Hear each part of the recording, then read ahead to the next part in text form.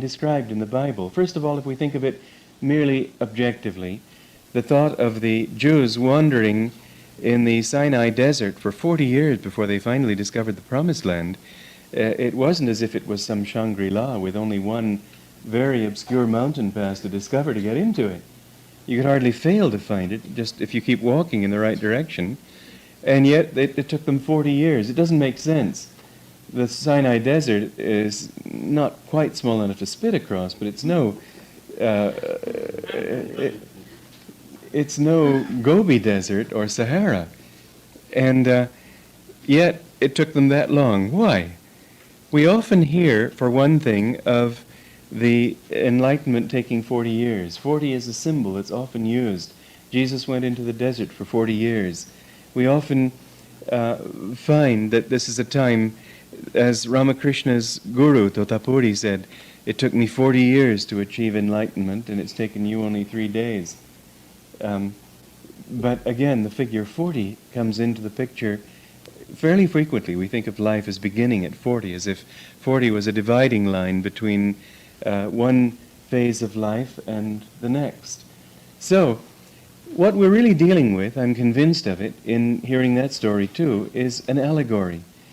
That just as the writer of the Mahabharata was using a historical episode, the main characters in the story lived. The big war, the Battle of Kurukshetra, actually took place.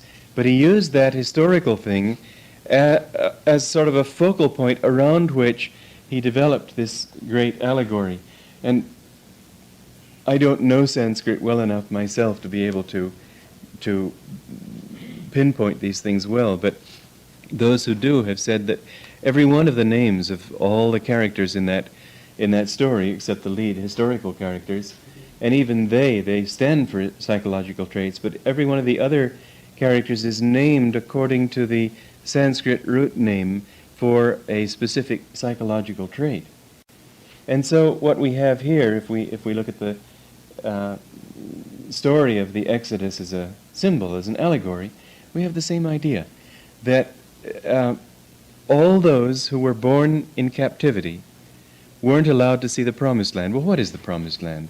People think of the Promised Land as a piece of soil. No, the Promised Land, when we speak in religious terms, is the inner kingdom. No outer kingdom. I mean, what a deal anyway. All these Jews who were the ones who suffered and who were the ones who deserved to get something better had to die before they could even find that place. Doesn't seem very fair on the part of God that he didn't give them the reward they'd been working for or suffering for. He gave it to their offspring. No, the Promised Land is something very different. The Promised Land is the inner kingdom of the soul. And the people who had been born in captivity, if we think of it again in those terms, would be all those personality traits born of our association with the world through the ego, born of ego consciousness. And, of course, their name is legion, pride and lust and anger and greed and selfishness, etc. None of those qualities can follow us into the divine kingdom. Every one of them has to be killed. That is the same story in the Mahabharata, that all those have to be killed, and that it's right to try to kill them, and that there's really no killing involved, because the energy that you put into a negative trait is redirected into a positive trait. You haven't lost anything when you give up selfishness for altruism. It's the same energy, but it's an expansive energy as opposed to a contractive energy. And Arjuna's complaining, oh, but I can't kill these people, they're my own relatives. And in fact, they aren't, it isn't the quality that is related to him. He has merely adapted that quality for a little bit of time, and sooner or later it will be transmuted into some other kind of energy, like a chocolate that I used to enjoy when I was a child in school in Switzerland. It was outer coating with a cream filling, and it was very good, I thought. And I would save my allowance and buy it every time I'd get my allowance. And so when I went back to Switzerland as an adult, I happened to see this there in a shop, and the first thing I did was gleefully buy it, thinking, oh boy, I'll recapture that same pleasure. I could not even swallow the first bite. My tastes had changed so much that what was good as a child became sickly sweet as an adult, and I had to spit out that first bite. This is how many traits. Somebody was saying to me a few months ago that there was some particular attraction that he felt that he didn't see how he could ever overcome. And I said, don't worry, if you just hang in there, you'll find that it won't be there. And it wasn't more than 2 months later that it was gone. Something he'd been working on for years. But that's how it is. Your attraction, your attachment, your feeling that I have to have this, none of that's true. You don't have to have anything at all. Because none of that is you. It's sort of like, well, Yogananda used the illustration of a siege in war. And a mother becomes so poor that she hasn't enough food to feed both herself and her child. And so out of love for the child, she feeds the child.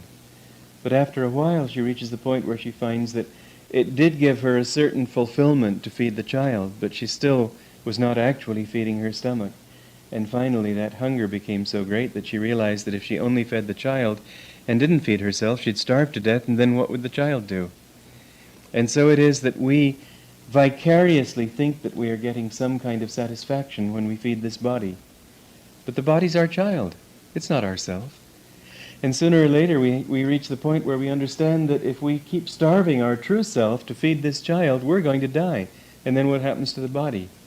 When the soul dies, what happens to the body? I don't mean that the soul can literally die, but spiritual death means death of all will for true life, all joy, all sense of the purpose of living. And if this goes, then what's the use of a body? That's the point at which people commit suicide. The importance of understanding that nothing that we feed our body is really feeding us. It's only feeding an idea that we have about the body. The mother has this sentimental feeling because of her love for the child that she's feeding herself through feeding the child. And for a while she's able to get some sense of satisfaction. And of course, any kind of noble self-giving is satisfaction anyway. But for a while she's able to feel that yes, she is getting what she needs by feeding her child. But she can't keep it up because her body also demands some kind of nourishment. Similarly, with our feeding this body, for a while we have the idea in the mind that we will feed ourselves by feeding the body. We will feed ourselves by having a good time, by acquiring these possessions, by eating good food, by all the various pleasures that the flesh is heir to, that we will be feeding ourselves. And because we have this idea, I need that to be happy, when we get it, there's some sort of thought in the mind, oh, now I'm happy. And that's why we think things are giving us happiness. All they've done is satisfy an idea in the mind, that a condition that we placed upon our mind, that I need that to be happy. I won't be happy until I get that. And that idea is satisfied, and so the mind removes that idea of thinking that it needs it. And so it accepts for a while that it's happy. But then comes along another idea, and it keeps on going until finally it realizes that, wait a minute, I'm not satisfying myself anymore. The whole story of Die Fledermaus, the operetta by Johann Strauss, is it's a delightful story. I saw it with Master, and it was great fun. Not at all spiritual, but fun. Master went because a friend of his was the conductor. And anyway, the story is a very interesting one from the standpoint of what we're talking about now, because the Baron has everything. He's very rich and he's very powerful, and he has everything that a human being at his time could possibly want. And yet he's not happy. And finally he offers a prize, a very large sum of money, to anybody who can make him laugh. And the whole story of Die Fledermaus is this absurd episode of it becomes more and more hilarious until finally even the Baron laughs. Of course, the audience has been in stitches for a long time. And finally says, ha, ha, ha, ha, ha, ha. I laughed, you shall be rewarded. And this is his laughter, but I've always remembered it because people get that way if they think that this body is going to give them what they want. If they think that they're going to find all their fulfillments through the body, they reach the point where they don't find any fulfillment through the body. It's like that mother who finally reaches the point of understanding that I'm not going to be able to fulfill myself really this way. I may lay down my life for my body, but I can't kid myself that I'm fulfilling my body by feeding my child. And similarly, with our soul, we reach the point bit by bit where we understand that this body isn't giving us what we really are looking for. And people who have too much become jaded, they become satiated. If you will look at very wealthy people, you will rarely find one who is happy. Rarely. There's a great deal more suffering among rich people than among poor people, and that's a fact. I love that story of P.G. Wodehouse where Archie, and it's called Archibald and the Masses, and he has become converted to communism. He's a very wealthy heir of fortune, and he's become converted to communism, and he's decided that he's going to go out into the slums to help the poor, starving masses. And his problem is finding somebody who's unhappy. When he goes into the slums, he sees mothers sitting, chatting happily on the doorstep, and children running, laughing through the streets. And anyway, the whole story, of course, in typical P.G. Wodehouse fashion, is ridiculous and quite funny. But the truth is that there are more suicides among millionaires than there are among paupers, because they have everything and they don't have anything. So I remember also the experience that St. Teresa of Avila had when she was sent by the monastery to take care of a very wealthy patron, a countess or a princess or something. And she wrote of that experience that we look up to these aristocrats and wealthy people and envy them. And she said she found that they were total slaves. Slaves of convention, slaves of having servants around all the time and not being able to do anything with a sense of relaxation and freedom, slaves of having to do things in a certain way which poorer people didn't have to be bound to. And so it is that the more we think that we are going to get what we're looking for by feeding this which we aren't, the more we discover disappointment, bitterness, a frustration. It's only when we understand that what we really are is the inner soul that we can find true happiness. So all these qualities that we think are ourself, it's not just the body, all the qualities that we think of as ourself are not ourself. Every quality, even good qualities, are not yourself. The only thing about good qualities is that they are able to manifest the spirit more clearly. It's sort of like a very thin veil over the spirit, but it's still a veil. As long as, see, what you have when you have a quality is the thought, I am kind, let's say. That's a good quality, and your kindness is indeed much better conveyor of what you really are than the trait of unkindness or cruelty. And yet it's not you as long as there's that thought, I.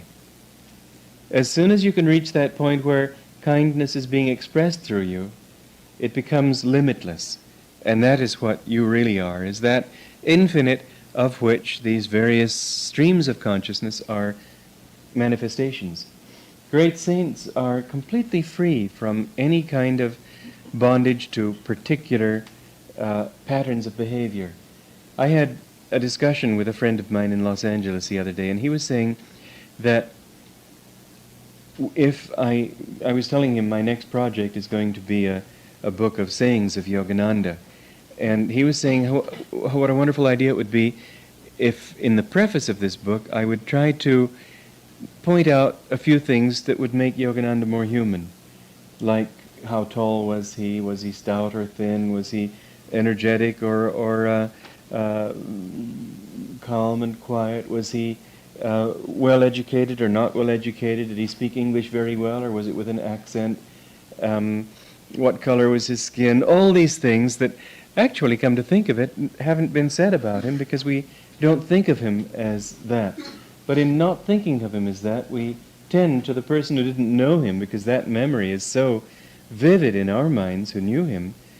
Other people tend to, although they have photographs to go by and a few tape recordings, they tend to sort of push him off into a region of, a nebulous region of a vague state that makes him almost sort of a pasteboard saint again, as so many saints, almost all saints, have become. One of the things that people are not prepared for when they hear his voice on a record is the power in his voice. And this friend of mine was saying, well, did he always talk that way? Yes, in a way he always talked that way, although he was certainly not bellowing at the top of his voice all the time. But there was always, even when he was speaking very sweetly and very gently, which he often did, there was also a tremendous power in his voice. The two things that I noticed most in his voice were bliss and power, and love too. But bliss was what I felt more personally. And he himself said that he went by the path of bliss, of joy. Well, the strange thing about that was that as I was talking with this friend of mine, I said, you know, there's almost nothing that you can say about him that you couldn't contradict just as easily. For example, it's quite true that he didn't really know English very well. He certainly was understandable. His accent was quite strong. His grammar was not perfect, and I remember having him ask me the meaning of a word that I would consider a fairly simple word, maybe 4 or 5 syllables, but not a word that we don't know. You'd all know it. I don't remember what it was right now. And he was not. John was asking, this friend of mine was asking me this question, because he said there are words used in man's eternal quest that even I don't know. Did he have that vocabulary? I said, no, he didn't. Those were words that editors put in to try to make it more what he was trying to say. One word can sometimes say what a person means than what he's likely to say in conversation, so it would be like that. But I said, and there were times when he would be telling a joke, for example, when you wouldn't know what he was talking about. The only thing that kept you laughing was his enthusiasm and his laughter. But he would get carried away with himself, and his words weren't clear then. A lot of the problem was that his mind worked so fast that he would telescope several thoughts in a very short sentence. And you'd have to be in tune and follow his thoughts and not just his words. If you were in tune, you'd sort of get the mental image very clearly. But an editor of his words needs to separate those thoughts so that a reader can see, plodding along slowly, what's going on. So I said this much, and then I said, but you know, I can't even say that about him, because when he wanted to, he had absolutely incredible grammar. His vocabulary also was unbelievable. He could talk, for example, a friend of mine was a doctor, and he said that Master would sit with these doctors, several doctors, after church service, and talk with them in medical terms and use their vocabulary and talk with them on their grounds. And they would accept him as one of them because he had total knowledge. And when he edited Whispers, I've always felt it was a great shame that they edited Whispers after his death, because he did a beautiful job, and he told me he'd done it himself, that he hadn't wanted to edit because that takes a kind of consciousness that I know I have to do it myself. It's a much slower kind of thing. The inspiration goes like that, and then when you edit, you've got to sort of put the words together so that somebody else is going to understand what you're trying to say. And that's a slow job. Sometimes you spend hours looking for one word that will say it best of all, and hours looking for that kind of rhythm which will keep a harmonious flow as opposed to merely getting the thought across so that the heart is touched too. And it's very hard work. It's rewarding for one who enjoys writing, which fortunately I do. But it was very slow work for him. As he said, in the astral world, you just put your vibrations in a book and people get the vibrations. You don't have to go through all this hard work. He said when he wrote Autobiography of a Yogi, it was edited, but he also worked with the editor, and he said Divine Mother disciplined me in that book, because here I found you have to just work very slowly to get it to come out exactly right. You have to think of so many things. This word, which you say in with perfectly right intention, can be totally misunderstood by someone else. Even things that are perfectly simple. I was writing in the Path one time about how an illustration of coming up to a cliff, and I was thinking of the bottom of the cliff, but I hadn't said it. And people in the group that were listening to me were getting an image of jumping off a cliff, where I had the image of coming to the bottom of a cliff and being stopped. And what do you do then? And how do you get up it? And it didn't even enter my mind until they explained it, and I thought, well, of course, there are two parts to a cliff, the top and the bottom. But there's so many little things to think about that you wouldn't believe, and they seem so obvious to you that you can't imagine somebody else having another thought, and he doesn't see it. The image was so clear in my mind that it didn't occur to me until somebody pointed it out. Well, so editing is a slow job, but he said he did edit one book completely on his own, and that was Whispers, and it's a beautiful book. Another very interesting illustration of his knowledge when he wanted to draw on it was that in one poem once he used the word noil, and his editors said, well, there isn't such a word, and he insisted that there was. So they looked in all the dictionaries they could find no such word. So he said, but there is. And so they looked back to old dictionaries, and they found the word in an Elizabethan dictionary. And he had pulled it out of the ether, and maybe he'd lived then, I don't know. But anyway, he had an extraordinary ability to simply be what the occasion demanded, so that in fact you couldn't really pin him down, even in a human way. I remember a story that I've mentioned also in the Path, because whomever he was with, he would reflect that person's consciousness.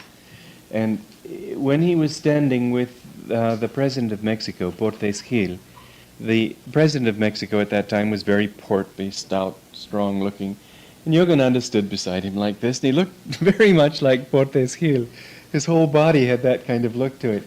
So you could think, well, maybe he looked like Portes Gil. But then, the thing is that he also, there's another picture of him in the same issue of the same publication, where he's standing side by side with Amelita Galicurci.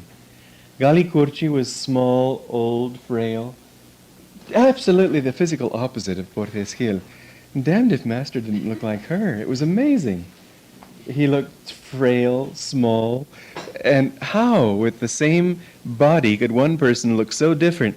I can only explain it in terms of his consciousness was so much imbued with the consciousness of these people that that's what came across. His bone structure had to remain the same, I presume. I don't see any point in him creating a miracle that way. And yet there was something about his consciousness that made him come across like that. And so, what I'm getting at is that a great master will have personality traits, but they won't be he. They will be what he's manifesting through, because you've got to have something for a personality, or you couldn't function in this world. You've got to have a body, or you wouldn't be here. I know he talked to me once about how he felt when he saw that he was coming into a new incarnation and saw the personality he would have to assume. And he said it feels like putting on a thick overcoat on a hot day. Uncomfortable, but you get used to it, he said. And the thing is, he wasn't that. You aren't that either. And that's my point. That whatever personality trait you have, it's the thought that it's you is the delusion. You can express these qualities, they can flow through you, but they aren't you. And if you can reach that point in your understanding, then you will be able to help redirect your character toward that which you want, because every one of us has personality traits that we don't like. And it will certainly be far more difficult to change them if you feel attached. A doctor, generally speaking, doesn't treat his own family. Why? Because he's attached. Because it would be too difficult for him if he had to make an incision, for example, to make it in his own daughter or his own wife. It just would hurt him. Almost invariably, a doctor will ask other doctors to treat their family. The attachment that you have to anything makes it much more difficult to treat it fairly. You can only treat a thing well if you can withdraw from that attachment. I've noticed this in writing too, that there will be a passage which somebody will tell me that perhaps it would be better if it were not included, and I'll think, oh no, I worked hard on that, and so I can't bring myself to do it. And then a few days later I look at it and say, all right, now I can, so I get rid of it. But it's very difficult to change something as long as you're too identified with it, or as long as you feel, gosh, I've worked so hard on that thing, and so on.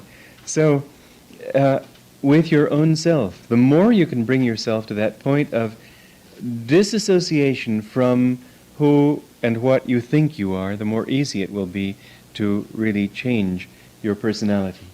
You'll be able to stand back from the canvas and to see it. There was an article I read about personnel counseling in business, and they talked about the ouch phase. The first phase is where you talk about how it's very important. Let's say this person comes to work late every day and perhaps isn't even conscious of coming late. And it's very important for people to be punctual. Yes, he agrees, that's perfectly right. And we have a lot of difficulty in this office because so many people don't come. Oh, that's too bad, that really shouldn't be. And then, do you think you could... Wait a minute, that's the ouch phase, when they bring whatever they're saying down to the individual. And he suddenly thinks, oh, but me! And then he can't handle it. First of all, he could handle it very well. I've noticed this often with people who are perfectly willing to admit that everyone has faults, and therefore, of course, they have faults. Everything's fine up to that point. Then you point out one fault. Oh, no, but I don't have that fault. Well, it would be well to keep in mind that you are here for a reason. And as I've often pointed out, that reason must be one of two. One, you're an avatar who is perfect and has come here to help us suffering humanity. Or two, you're a part of this suffering humanity yourself and needing to achieve freedom. And if you need to achieve freedom, what do you need to achieve freedom from? Well, you don't need to achieve freedom from Mr. Brown next door who plays his ukulele too loudly. What you need to do is achieve freedom from yourself in such a way that wherever you go and ukuleles are played, you can handle it. Otherwise, the world is going to constantly giving you something else to gripe about. And so it always comes back to you. You're the one that you've got to free yourself from. You've got to free yourself from those things that are keeping you from achieving freedom, primarily. That is to say, yes, indeed, we need to get rid of our good traits too, but those we get rid of by offering them into the divine. It's hard to offer a murderous instinct into the divine and view it as divine inspiration. Those who do are in trouble. It's a lot easier then to say that if I'm to advance spiritually, I've got to work on my negative traits. You don't want to work on your positive traits because you've got to have those to off-balance the negative ones. So it isn't bad to say, I want to be kind to people. It isn't bad even to think I want to be kind to people because then people are going to be kind to me. Or perhaps I'll get a better job, or whatever reason you might come up with that's totally selfish. It's better, in other words, to be kind than not to be kind. And if you have to have a bad reason for being kind, better than no reason. So don't worry too much about the good things that you do or try to do. That will come later. There will come the time when, having balanced the negative side toward the positive side, that then you need to offer everything up to God. Indeed, you want to offer everything to God now, too. Yes, that's true. But I'm talking of the things you want to work on and overcome. Those would be those qualities that really hold you back from Him. In the Bhagavad Gita, it says that God is present in matter and yet concealed by matter, as the fire is concealed by smoke, as the reflection in a steel mirror is concealed by rust, as the embryo is concealed by the womb. And what he's describing here is the three qualities or gunas that are manifested in nature and in human nature. The spiritual qualities are like the smoke hiding the fire. It's very easy to disperse them. Just a little bit of wind and the smoke is dispersed and you see the fire clearly. You even see the fire through the smoke. And similarly, good qualities, spiritual qualities, are easy to disperse with greater devotion, with greater just self-offering to God. Activating qualities, rajasic qualities, restlessness and so on, these are qualities that take a little bit of elbow grease, just like the rust on a mirror. You have to work on them a little bit, but it's much more possible to clear the mirror than it is to have that baby out of that womb. In fact, it's just about impossible to take those qualities. They have to more or less work their time out. The negative qualities. Just as the baby needs 9 months to come out. So a person who is under the hypnosis of really tamoguna, really darkening inertial qualities, he doesn't have the discrimination to be able to understand the need to change. So what about most people, however, who are probably a mixture of all three of these different qualities?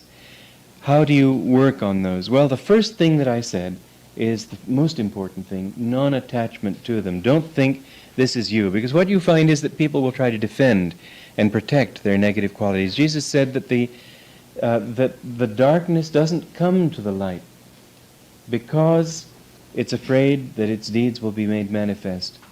You will find this happen very often, and you'll probably notice it in yourselves, that if you're in a period of depression in your life, that you don't want to be around cheerful people. You don't want to be around those people who will help you out of that depression. If you aren't meditating enough, you don't want to be around those who are meditating enough, who could influence you well enough to maybe bring you out of that depression. You prefer to be with people who will reinforce your bad mood or will reinforce your negative tendency. This is a very unfortunate reality, but it is unfortunately a reality. And what you need to do, and this is what I have found in myself, that if I pull back enough from that, I say, okay, I don't want to be among such people, but I will be, because I know that's what I need.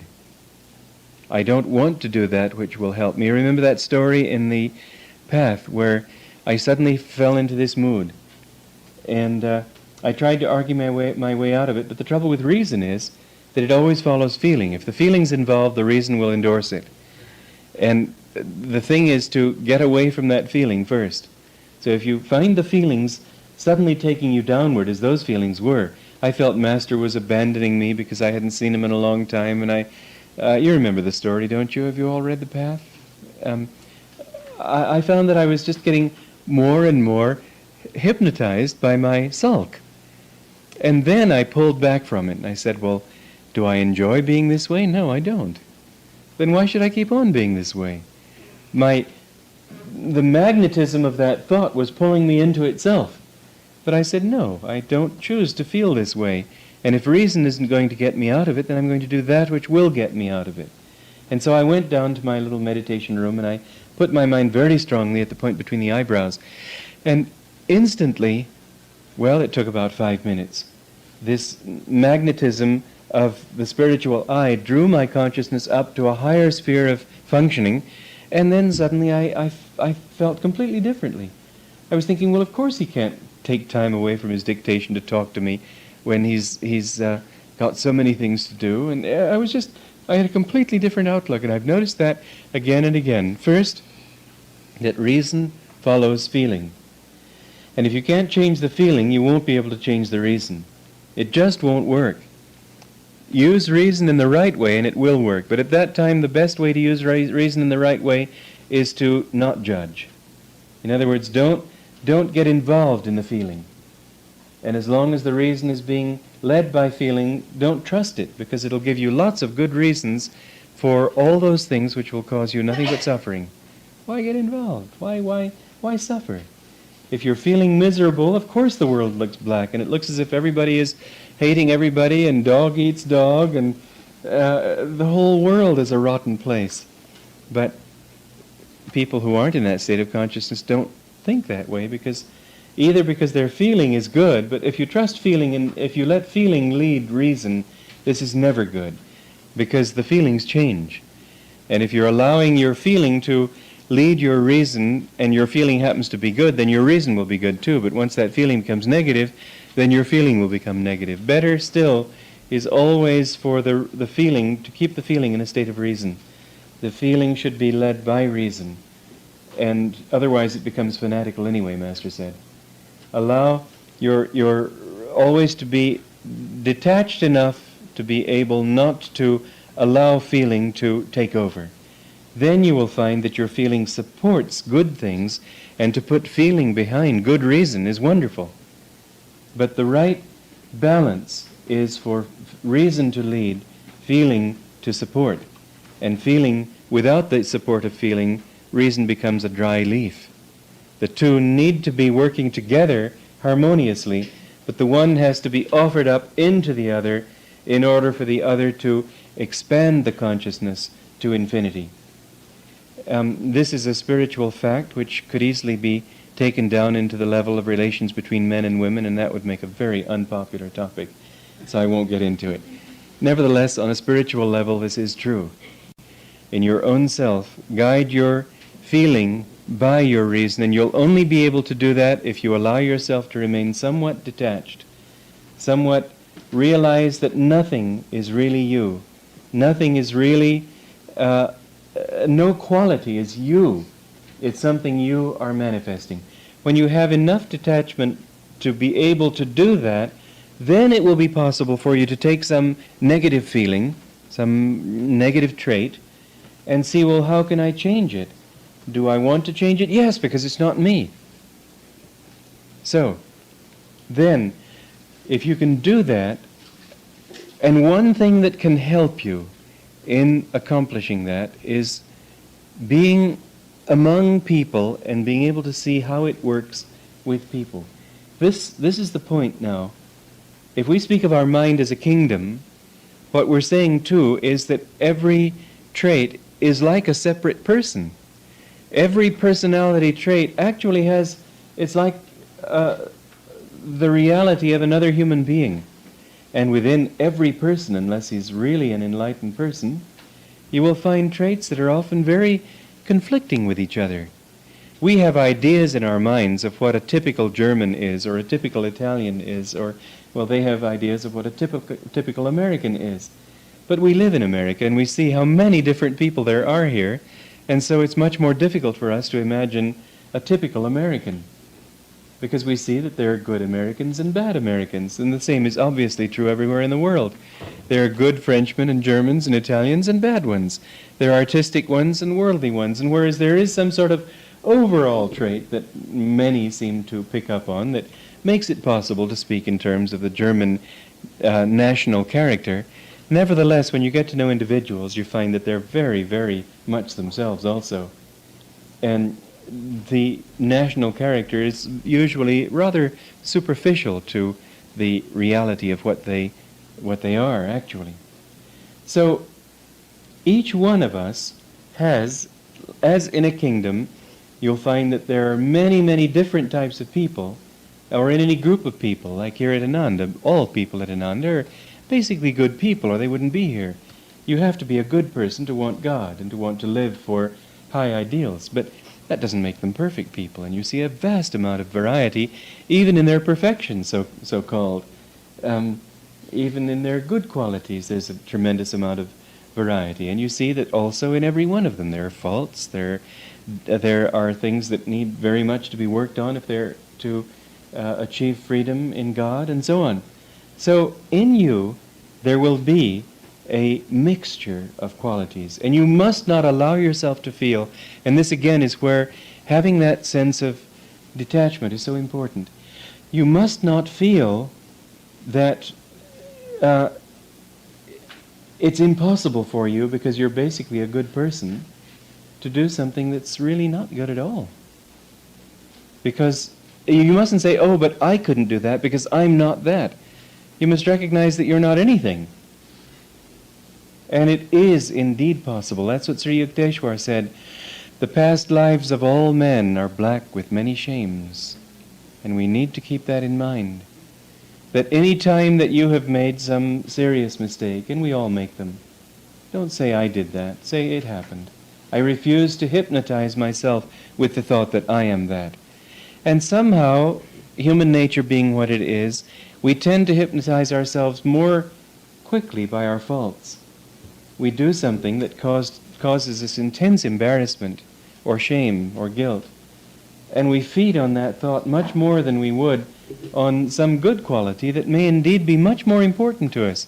I've been amazed in counseling people over the years to see how many basically really good people are almost submerged under the thought of some fault that they have. They shouldn't be. They should take their faults with a certain amount of courage. Don't hypnotize with your faults. Don't worship them. Just say, all right, I did it. I want to change. But you won't change as long as you say, I did it. I am that. You will be able to change as long as you say, well, it happened, but I don't choose to stay that way. You'll be able to change. There isn't a fault that you've got that you can't change, not one. Nor can you say that you can't change if you have had that fault predominant in your life for as long as you've lived. You still can overcome it. And not only can, but jolly well have to. Sooner or later, you've got no choice in the matter. Because finally, you have to realize that you are God. So why waste all that time? I've often thought that a saint, because look at the average person who goes through some sort of tragedy or manages to commit some serious sin, and it may take him a long time to overcome the memory of it, to overcome the bitterness, to overcome the shame, the guilt, the sense of loss, whatever it might be. It may take him more than this incarnation. He may still die regretting it. But sooner or later, if it takes 5 years or 500 years, sooner or later he's going to have to overcome it. Time, gradually what happens is, this is the way I explain it, is that there's a certain amount of energy when something happens, some great tragedy, let's say, in your life. But over a period of time, that energy diminishes. You can't really harbor a grudge as seriously 60 years later as you did maybe a year after the event, unless you're an extraordinary person. But the average person is not going to be so embittered as to harbor a grudge for such a long time as that. And so what it means is that gradually that energy begins to diminish, the memory is less clear, just as many things that you did as a child you no longer even remember. And pains that you had, maybe a girlfriend or a boyfriend let you down when you were 16, and it was terribly painful then, but now you can even smile about it. And, well, after all, it doesn't matter. And then other things come in, and they take over. And so for you, after whatever length of time it takes, let's say 60 years, finally to say, I forgive, or I am at peace about that, and it no longer touches me, that doesn't take great heroism, does it? There isn't any great gain to reach that point where your ability to forgive meets the energy of this level of what it is you've got to forgive, whether you're forgiving another person or an episode or your own self. If your level of forgiving energy has to rise only 1 inch, and that has to come down a mile. But how much forgiving energy you've got to generate if you can reach up to that level of energy when it's just occurred. If at that time you can say, I forgive, how much greater will you be? That's what it takes to be a saint, to be able to forgive, to be able to accept, to be able to just say, it doesn't matter. I forgive myself too. That's even more difficult. We don't see the people we've got to forgive all the time, but we always see ourselves. So it's more important to learn how to forgive yourself. The kingdom of the